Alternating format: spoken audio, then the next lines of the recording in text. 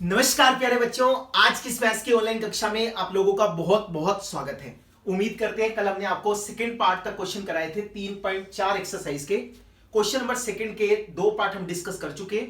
आज बचे हुए जो पार्ट्स हैं वो मैं आपके साथ डिस्कस करूंगा, ठीक है। तो चलिए अपने लेक्चर को शुरुआत करते हैं। थर्ड पार्ट देखिए, थर्ड पार्ट में आपसे क्या कहता है, दो अंकों की एक संख्या। इस सवाल को करने से पहले मैं थोड़ा सा आपको दो अंकों की संख्या के बारे में समझा दूं, क्योंकि उसके बिना यह सवाल होने नहीं वाला है, ठीक है। अब सबसे पहले ना मुझे यह सोच के बताओ, जो दो अंकों वाली संख्या है वो कहां से शुरू होती है, कहां पे खत्म होती है। आपको मालूम है जो दो अंकों वाली संख्या है ना वो 10 से शुरू होती है। 10 दो अंकों वाली संख्या है। जो 11 है वो भी दो अंकों वाली संख्या है। जो 12 है वो भी दो अंकों वाली संख्या है। नाचते नाचते नाचते नाचते नाचते कहां तक नाचेगी, 99 तक। 99 तक दो अंकों वाली संख्या आएगी। ये समझ में आता है सबको। अब आप इसमें से किसी भी एक संख्या को अपने मन से सेलेक्ट कर लो, जो भी आपका मन करता है उसको छांट लो। मैंने इसके बीच में से एक नंबर छांट लिया, मान लो मैंने एक नंबर छांट लिया 7272। तो आप देख सकते हो कि सर जो ये वाला है ना ये दो अंकों की संख्या है, इसके बीच में ये जो दो है, आपको बचपन में सिखाया गया था, ये जो दो हमारे पास है इसको हम लोग इकाई का अंक कहते हैं। ये इकाई का अंक है, ठीक है। और जो ये 7 है, इस 7 को हम लोग दहाई का अंक बोलते हैं, ठीक है। ये दहाई का अंक है। और अगर आपने बचपन में पढ़ा होगा तो स्थानीय मान पढ़ाए जाते हैं। आपसे कहते हैं 2 का स्थानीय मान कितना है, तो आप कहते हो 2 का स्थानीय मान 2 है। 7 का स्थानीय मान कितना है, 7 का स्थानीय मान 10 है। कहने का मतलब अगर मुझे 72 निकालना हो तो मैं 72 को कैसे निकालूंगा, मैं क्या करूंगा, इस 7 को 10 से गुना करूंगा और उसके बीच में इकाई का अंक जोड़ दूंगा। मैं क्या करूंगा, 7 को 10 से गुना करूंगा और उसके बीच में इकाई का अंक जोड़ दूंगा। यही तो तरीका होता है। यहां से आपको एक चीज सीख के जानी है कि अगर मुझे दो अंकों की संख्या, अगर मुझे कोई भी दो अंकों की संख्या बनानी है तो उसका सूत्र क्या होता है, उसका सूत्र होता है 10 गुना दहाई का अंक। 10 गुना दहाई का अंक जमा में इकाई का अंक, ठीक है। 10 गुना दहाई का अंक और जमा में इकाई का अंक। ये बहुत इंपॉर्टेंट चीज है। आपको ये वाला सवाल समझने के लिए अच्छे से ये समझ में आनी चाहिए कि अगर मुझे दो अंकों की कोई भी संख्या बनानी है तो मैं दहाई के अंक को 10 से गुना करूंगा और उसके बीच में इकाई का अंक जोड़ दूंगा, ठीक है ना। ये सबसे पहले लिख लेना, समझ में आ गया। अब चलते हैं क्वेश्चन की तरफ। क्वेश्चन देखिए, क्वेश्चन में आपसे क्या कहता है, इसको तो मैं बीच में लिखवाऊंगा और समझाऊंगा भी दोबारा से। ये समझ में आ गया, ठीक है। दो अंकों की एक संख्या के अंकों का योग 9 है। इस संख्या का 9 गुना संख्या के अंकों को पलटने से बनी संख्या का 2 गुना है। तो हम लोगों को वो संख्या ज्ञात करनी है कि वो संख्या क्या होगी, ठीक है। क्योंकि ये दो अंकों की संख्या है और ये अंकों की बात कर रहा है, तो सबसे पहले ना आप लिखोगे क्या, माना, ठीक है। ऐसे लिखते हैं, माना इकाई का अंक। हमने ऐसा मान लिया कि जो इकाई का अंक है ना, इकाई का अंक x है। माना दहाई का अंक, जो दहाई का अंक है वो कितना है, वो y है। अगर मैं आपसे ऐसा बोलूं दो अंकों वाली संख्या, आप मुझे बताओ कि जो दो अंकों वाली संख्या है वो क्या होगी, तो आप क्या बोलोगे, आप बोलोगे 10 गुना, क्या बोला था मैंने, दहाई का अंक। तो दहाई का अंक कितना है, y, और इकाई का अंक कितना है, x। तो इसका मतलब जो दो अंकों वाली संख्या बनी वो क्या बन गई, 10y जमा x। कोई समस्या नहीं आनी चाहिए। अब आपसे क्या कहते हैं, अंकों को बदल दो, पलट दो। जो इकाई का अंक है उसको दहाई का बना दो और जो दहाई का है उसको इकाई का बना दो। तो आप क्या लिखोगे, अंक पलटने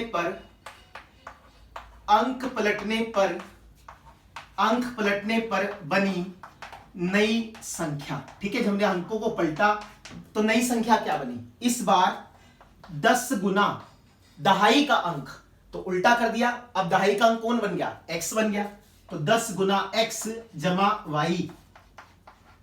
तो तो हमारे पास आएगा 10x जमा वाई। ये बिल्कुल ऐसे है, मान लो एक संख्या 71 थी, मैंने कहा इसके उल्टा कर दो, तो जब आप इसको उल्टा करोगे तो क्या बनेगा, 17 बनेगा।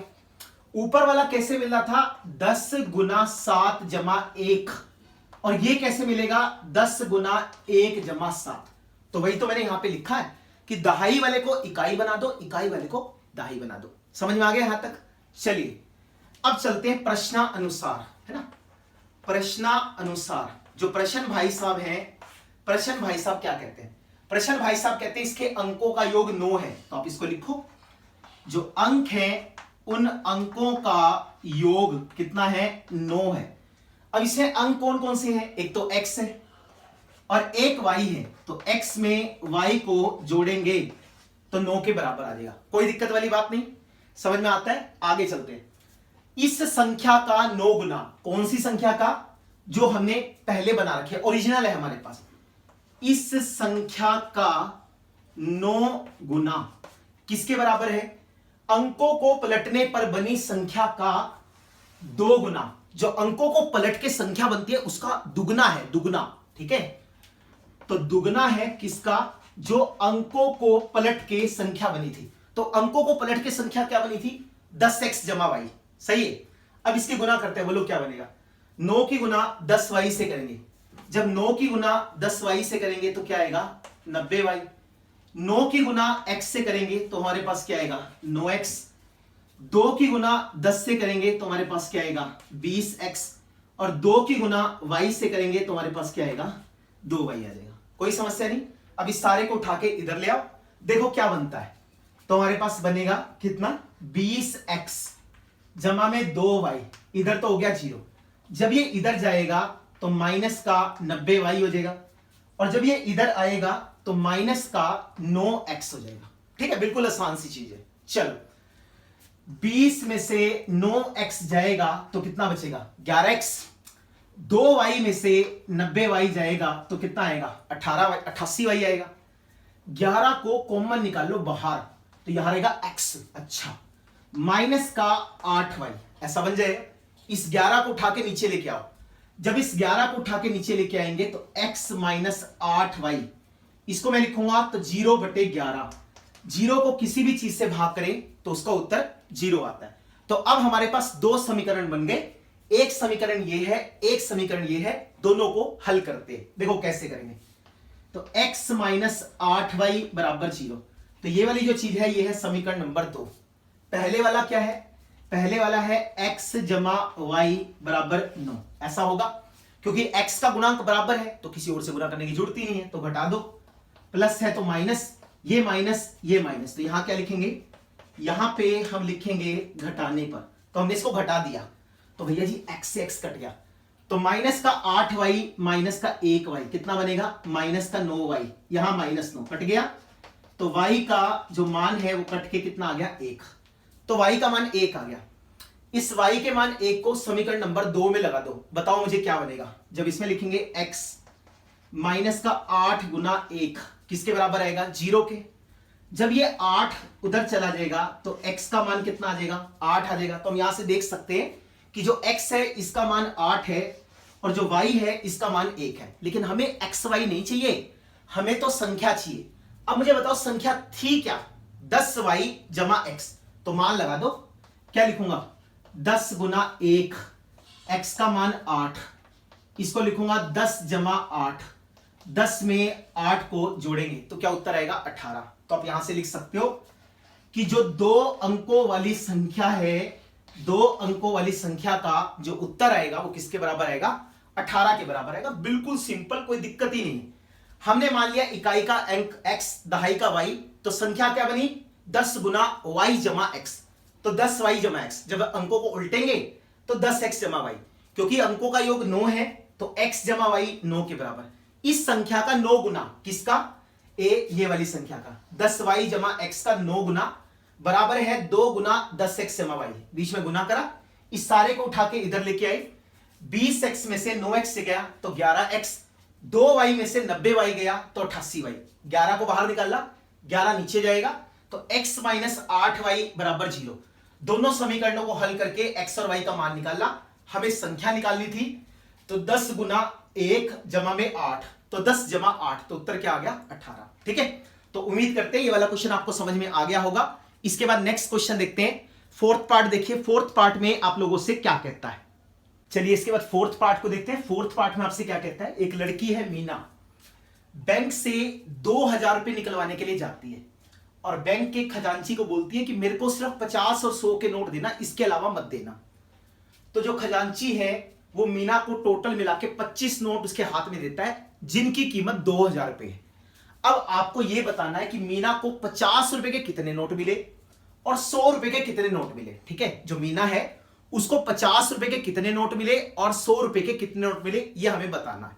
क्वेश्चन समझ में आ गया। मीना को 2000 रुपए निकालने हैं बैंक में जाके, बैंक के खजांची को जाके ये कह रही है कि मेरे को सिर्फ 50 और 100 के नोट दियो और मैं लूंगी नहीं, मैं तो सिर्फ 50 और 100 के नोट लूंगी। तो कैशियर कहता है ठीक है जी, हम आपको 25 नोट दे देते हैं। तो 25 नोट मिलके 2000 रुपए बना देते हैं। तो अब आपको यह बताना है 100 के कितने मिले, 50 के कितने मिले। ठीक है, चलिए क्वेश्चन को शुरू करते हैं। कैसे लिखेंगे। माना, हमने मान लिया 50 रुपए के नोटों की संख्या। हमने मान लिया कि जो 50 रुपए हैं उन 50 रुपए के नोटों की संख्या कितनी है, x है। उसके बाद माना 100 रुपए के नोटों की संख्या। जो 100 रुपए के नोट हैं वो 100 रुपए के नोट कितने हैं, वो 100 रुपए के नोट y हैं। अच्छा जी, चलो आगे। प्रश्नानुसार, है ना, प्रश्न भाई साहब की सुनो, इसकी तो सुननी पड़ेगी, नंबर तो यही दिलाएगा, है ना। कितने नोट मिले इसको टोटल मिला के, 25 नोट। तो आप क्या लिखोगे, 50 रुपए के नोटों की संख्या, 50 रुपए के नोटों की संख्या जमा में 100 रुपए के नोटों की संख्या,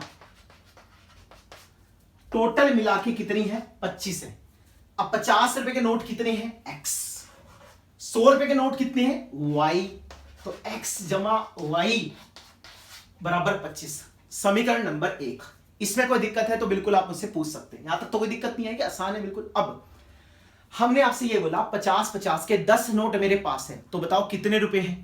तो आप क्या कहते हो, 50 को 10 से गुना कर दो भाई, टोटल मिला के 500 रुपए मेरी जेब में है, यही तो मतलब हुआ। 100 के 20 नोट मेरे पास हैं, तो मैं आपसे पूछता हूं कितने हैं, तो आप कहते हो 100 को 20 से गुना कर दो तो पता लग जाएगा। अब अगली कंडीशन हमारे पास क्या है कि उसको 2000 रुपए निकलवाने हैं। अब एक 50 रुपए का नोट कितने का होता है, 50 रुपए का। अब 50-50 के नोट कितने हैं, 50-50 के नोट है x। तो 50 गुना x, ये किसकी कीमत है, 50 रुपए वाले नोटों की। सही है। अब अगले पे चलते हैं। एक नोट कितने का है, 100 रुपए का। 100 रुपए वाले नोट है कितने हैं, y हैं। और टोटल मिला के ये दोनों कितने बनते हैं, ये दोनों मिलके 2000 रुपए बनाते हैं। ठीक है जी, चलो इसको लिखते हैं 50x जमा में 100y किसके बराबर आ जाएगा, 2000 के। तो हम लोगों ने यहां से 50 को बाहर निकाल लिया, 50 बाहर गया तो बीच में क्या रहेगा, x। 100 में से 50 को बाहर निकाल लेंगे तो क्या आएगा, 2y किसके बराबर आएगा, 2000 के। इस 50 को नीचे ले जाओ, अगर मैं इस 50 को नीचे ले जाऊंगा तो x जमा 2y, 2000 और बटे में 50, इसको काटेंगे, जब मैं इसको काटूंगा तो क्या आएगा, 40। तो ये हमारे पास दूसरी समीकरण बन गई। पहली समीकरण थी x जमा वाई बराबर 25 और उससे अगली है x जमा 2y बराबर 40। अब हम इसको हल करके x और y का मान निकालना, ठीक है। चलो, तो x जमा 2y कितना है, 40। इसको उठाओ, x जमा y बराबर 25 घटा दो, प्लस है तो माइनस, प्लस है तो माइनस, यहां पे भी माइनस, ऐसे आएगा ना। इसको यहां लिख देता हूं, ठीक है। तो x प्लस का x माइनस का कट गया, 2y में से 1y जाएगा तो y आ जाएगा। 40 में से 25 को घटाएंगे तो कितना आएगा, 15 आ जाएगा। तो y का मान कितना आ गया, 15 आ गया। सही है। इस y का मान यहां लगा दो, तो लिखो y का मान समीकरण 1 में रखने पर हमने क्या किया, y के मान को समीकरण नंबर 1 में रख दिया। समीकरण नंबर 1 क्या है, समीकरण नंबर 1 है x जमा y बराबर 25, x जमा 15 बराबर 25। इस 15 को उधर ले जाओ तो 25 माइनस 15, तो 25 में से 15 को घटा देंगे तो कितना आएगा, 10। तो x का मान 10 आ गया, y का मान 15 आ गया। तो अब देखो, तो 10 हमारे पास क्या था, 10 हमारे पास क्या था, x है, और x क्या है, x हमारे पास है 50 रुपए के नोटों की संख्या। तो इसका मतलब 50 रुपए के कितने नोट है मेरे पास, 50 रुपए के मेरे पास 10 नोट है, ठीक है। y की वैल्यू कितनी है, 15। y को हमने क्या माना, 100 रुपए के नोटों की संख्या, तो इसका मतलब ये कितने हैं, 15। तो ये हमारा उत्तर है, यही तो हमसे पूछा था। 50 रुपए के कितने नोट है, तो आप देख सकते हो 10 से। 100 रुपए के कितने नोट है, 15। 10 में 15 को जोड़ेंगे तो 25 आएगा। 10 की गुना 50 से करेंगे तो कितना आएगा, 10 की गुना 50 से करेंगे 500, 15 की गुना 100 से करेंगे 1500। 1500 में से 500 को जोड़ेंगे तो टोटल मिला के 2000 रुपए मिलेंगे, जैसा मीना बैंक से निकलवाने गई है, ठीक है। तो दो चीजों का ध्यान रखना है, x जमा वाई करेंगे तो 25 आएगा। एक नोट की कीमत 50 रुपए है, नोट x है तो 50 गुना x। एक नोट की कीमत 100 रुपए है, y नोट है तो 100 गुना y किसके बराबर आएगा, 2000। 50 को बाहर निकाला, 50 नीचे आया, काट पीट के y का मान 15, समीकरण नंबर 1 में लगाया तो x का मान 10। तो 50 रुपए के नोटों की संख्या 10 है और 100 रुपए के नोटों की संख्या कितनी है, 15 है, ठीक है जी। तो उम्मीद करते हैं आपको क्वेश्चन नंबर 4 अच्छे से समझ में आ गया होगा। अब क्वेश्चन नंबर 5 की तरफ चलते हैं। देखो क्वेश्चन नंबर 5 में आपसे क्या कहता है, तो चलिए इसके बाद फिफ्थ पार्ट को पढ़ते हैं। फिफ्थ पार्ट में आपसे क्या कहता है, किराए पर पुस्तकें देने वाले किसी पुस्तकालय ने प्रथम 3 दिन एक नियत किराया है और उसके बाद प्रत्येक दिन का एक अलग किराया है, ठीक है। कहने का मतलब है आप किसी लाइब्रेरी वाले से किताब लेने गए, लाइब्रेरी वाला बंदा कहता है कि पहले 3 दिन के लिए एक फिक्स चार्ज है, भाई इतने पैसे आपको देने पड़ेंगे। मान लो उसने ये कहा कि भाई पहले 3 दिन के 5 रुपए देने हैं, उसके बाद हर दिन का आपको 1-1 रुपया पे करना है, जितने दिन होते जाएंगे। कहने का मतलब अगर आप पहले दिन किताब वापस करोगे तब भी आपको 3 रुपए देने पड़ेंगे, अब सॉरी कितने, मैंने 5 बोले थे ना, 5 देने पड़ेंगे। दूसरे दिन वापस करोगे तब भी 5 देने पड़ेंगे, और तीसरे दिन वापस करोगे तब भी 5 देने पड़ेंगे। 3 के 3 दिन रखोगे तो आपको 5 रुपए देने पड़ेंगे। कहने का मतलब पहले 3 दिन का किराया फिक्स है, उसके बाद हर दिन का अलग है, ठीक है। सरिता ने 7 दिन तक पुस्तक रखी और एक पुस्तक रखने पर 27 रुपए अदा किए। उसने 7 दिन तक किताब रखी, फिर लाइब्रेरी वाले को 27 रुपए दे दिए। एक लड़की और है सुसी, उसने पुस्तक 5 दिनों तक रखी और 21 रुपए अदा किए। तो आपसे कहते हैं ये बताओ इसका नियत किराया कितना है और प्रत्येक अतिरिक्त दिन का किराया ज्ञात करना है, ये भी हमें बताना है, ठीक है। तो क्वेश्चन को कैसे करेंगे, तो आप ऐसा लिखोगे, माना प्रथम 3 दिन का नियत किराया, माना प्रथम 3 दिन का नियत किराया। तो पहले 3 दिन का जो किराया है वो कितना है, वो x रुपए है, बिल्कुल आसान सी चीज है। उसके बाद माना प्रत्येक अतिरिक्त दिन का किराया, प्रत्येक अतिरिक्त, जितने भी अतिरिक्त दिन है प्रत्येक अतिरिक्त दिन का किराया। हर अतिरिक्त दिन कितना किराया लगेगा, हमारे पास लगेगा कितना, y रुपए, ऐसा रहेगा, कोई दिक्कत नहीं इसमें। चलो प्रश्नानुसार, प्रश्न क्या कहता है, सरिता ने 7 दिन रखी है ना, सरिता ने 7 दिन बाद कितने रुपए अदा किए, 27 रुपए अदा किए, यही मतलब है। अब मेरी बात ध्यान से सुनना, इन 7 दिनों में 3 दिन पहले हैं और 4 दिन बाद में है। अब आपको मालूम है 3 दिन का किराया तो हमने लिख दिया ना, प्रथम 3 दिन का नियत किराया कितना है, x रुपए। इसका इस दिन तो मुझे x रुपए लगेंगे, x। एक दिन का किराया कितना है, y, और दिन कितने हैं, 4। तो आप इसको लिखोगे 4 गुना y, तो किसके बराबर आएगा, 27 के। तो ये समीकरण नंबर 1 आ गया, x जमा 4y बराबर 27। ये समीकरण नंबर 1 है, ठीक है ना। पहले 3 दिन तो x रुपए दिए, अगले एक दिन y रुपए, 4 दिन है तो 4y किसके बराबर आ गया, 27 के बराबर आ जाएगा। बहुत सारे बच्चे गलती करते हैं, x जमा 7y लिख देते, नो, x जमा 7y नहीं लिखना, x जमा 3y, क्योंकि 3 दिन का तो x है, एक दिन का y था तो 4 दिन का 4y आएगा। समझ में आ रहा है मैं क्या कह रहा हूं, आगे चलते देखो नेक्स्ट। फिर वो क्या कहते हैं, सुसी ने 5 दिन तक किताब रखी, ठीक है। आप ऐसे लिखोगे, सुसी ने 5 दिन बाद 21 रुपए अदा किए। जो सुशी है उसने 5 दिन बाद 21 रुपए तक किए। अब फिर से वही बात, 5 दिन में से पहले 3 दिन का अलग और लास्ट के 2 दिन का अलग। अब इन 3 दिन का किराया तो मुझे मालूम है x है, 1 दिन का y है तो x जमा 2y, तो किसके बराबर आएगा 21 के। तो हम लोग इसको लिख सकते हैं, क्या आएगा बोलो, तो x जमा 2y किसके बराबर आएगा 21 के बराबर आएगा।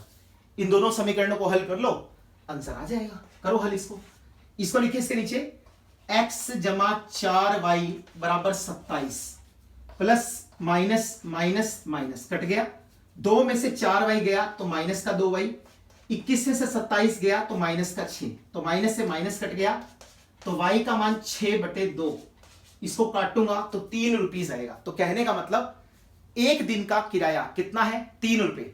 अब हमें नियत किराया भी निकालना है, उसके लिए y का मान लगा दो समीकरण 1 में, तो लिखो y का मान, ठीक है ना, y का मान समीकरण नंबर 1 में रखने पर, जो y है ना y, उसका मान समीकरण नंबर 1 में रख दो। बोलो क्या आएगा, इसमें रखो तो x जमा 4 गुना 3 बराबर 27, तो x जमा 12 बराबर 27, तो x का मान आएगा 27 माइनस 12, तो हम देख सकते हैं x का मान आएगा कितना 15 रुपए, सही है ना।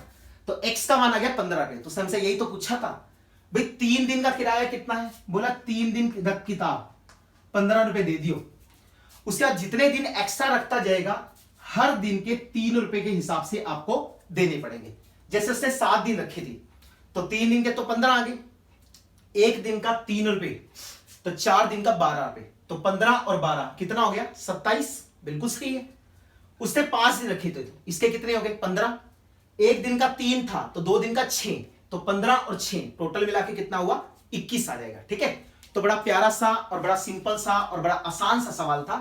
उम्मीद करते हैं आप लोगों को अच्छे से समझ में आया होगा, बिल्कुल पेपर में आ सकता है, आपको अच्छे से पढ़ना है। ठीक है, चलिए फिर आगे एक क्वेश्चन रह गया था जो हमने आपको 3 पॉइंट, ये कौन सी चल रही है 3.4 है ना, 3.3 का लास्ट क्वेश्चन था, वो हमने कहा था आप कर लेना।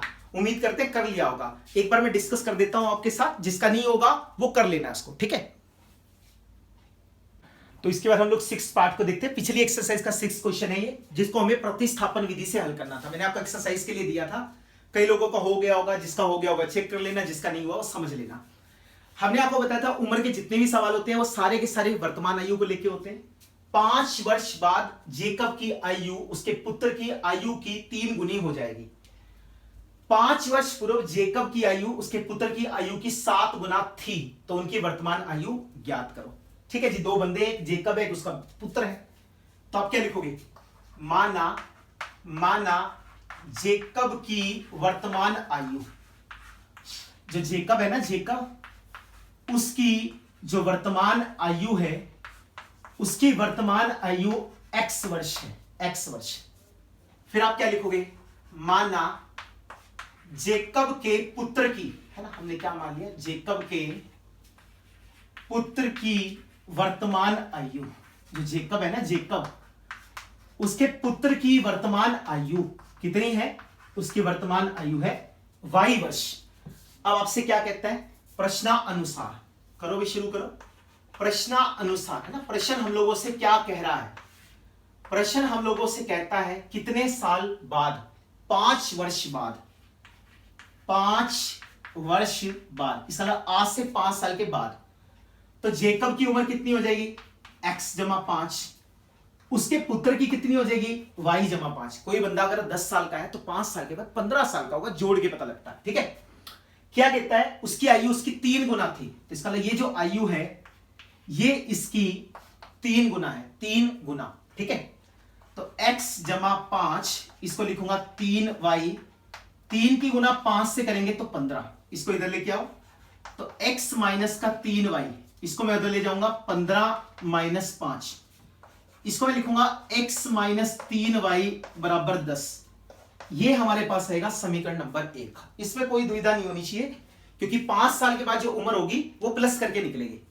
फिर क्या कहते हैं, 5 साल पहले, तो आप यहां लिख लेना 5 वर्ष पूर्व की स्थिति क्या थी, तो जेकब की कितनी होगी, x माइनस 5, उसके पुत्र की कितनी होगी, y माइनस 5। ठीक है, इसकी होगी x माइनस 5 और उसके पुत्र की कितनी होगी y माइनस 5। ठीक है जी, 5 साल पहले ये कितने गुना थी 7 गुना, तो ये इसका 7 गुना है। ठीक है, तो हम इसको क्या लिख सकते हैं x माइनस का 5, 7 की गुना y से करेंगे 7y, 7 की गुना 5 से करेंगे माइनस का 35, ऐसा बनेगा। इसको इधर लेके आओ, x माइनस का 7y ये इधर जाएगा तो माइनस का 35 और प्लस का 5, तो x माइनस 7y बराबर में क्या आएगा माइनस का 30। ये हमारे पास आएगा समीकरण नंबर 2। तो 2 समीकरण मिल गए, इसको हमें हल करना है कैसे, प्रतिस्थापन। मैंने आपको सिखाया था प्रतिस्थापन का मतलब एक का मान निकाल के दूसरे में लगा दो, x का मान निकालो क्या बनेगा 3y उधर, तो उधर जाके प्लस का हो जाएगा, तो ये बन गया समीकरण नंबर 3। तो x का मान 2 में लगा दो, क्या लिखोगे x का मान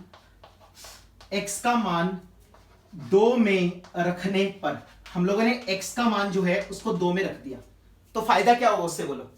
x का मान कितना है 10 जमा में 3y माइनस का 7y बराबर में कितना आएगा माइनस का 30 आ जाएगा। तो अब इसको लिखो क्या बनेगा 10, 3y में से 7y गया तो माइनस का 4y, तो बराबर क्या आएगा माइनस का 30। इस 30 को इधर ले आओ, 4y को दूसरी तरफ, ये 30 माइनस का था इधर आके प्लस का, ये 4y माइनस का है तो उधर जाके प्लस का, 10 में 30 को जोड़ेंगे तो क्या आएगा 40 बराबर 4y, तो y का मान आ जाएगा 40/4।